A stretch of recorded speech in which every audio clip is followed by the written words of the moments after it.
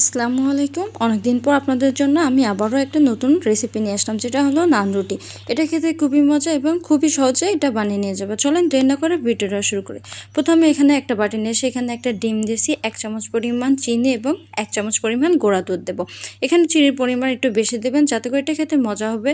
এরপর যে 1 চামচ বেকিং পাউডার, 1 চামচ ইস্ট এবং সামান্য একটু সয়াবিন তেল দেবো। দেওয়ার পর এটা ভালোভাবে মিক্সড করে নিতে হবে। এটা যত ভালো মিক্সড করবেন এটা খেতে খুবই মজা হবে। নান রুটিটা খুবই সফট এবং নরম হবে। আমি যেভাবে দেখাচ্ছি এভাবে মিশিয়ে নেবেন।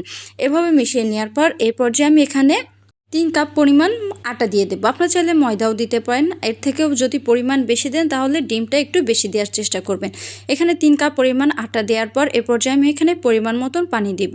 পানি দেওয়ার পর এখানে ভালোভাবে আটাটা মাখিয়ে নিতে হবে। এটা যত মাখবেন এটা খেতে খুবই মজা হবে।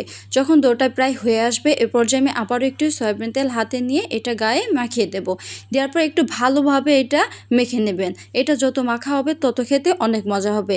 মেখে নেওয়ার পর এইভাবে আমি এখানে 1 ঘন্টার জন্য ঢেকে রেখে দিয়েছিলাম। আপনারা অবশ্যই 1 ঘন্টায় ওটা রেস্ট দিবেন।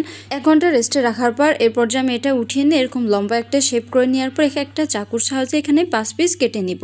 আপনাদের পরিমাণ মতন আপনারা কেটে নিন।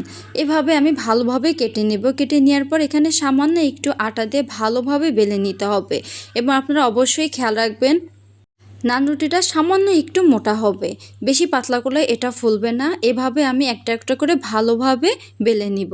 বেলে নেওয়ার পর এই পর্যায়ে আমি এখানে একটি ফ্রাই প্যান নেব। নেওয়ার পর এখানে বেলে রাখা নান রুটি দিয়ে দেব।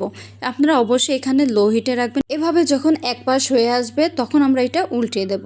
উল্টে দেওয়ার পর এরকম হালকা একটু চাপ দিবেন। এভাবে হালকা চাপ দিলে অবশ্যই নান রুটিটা ফুলে উঠবে।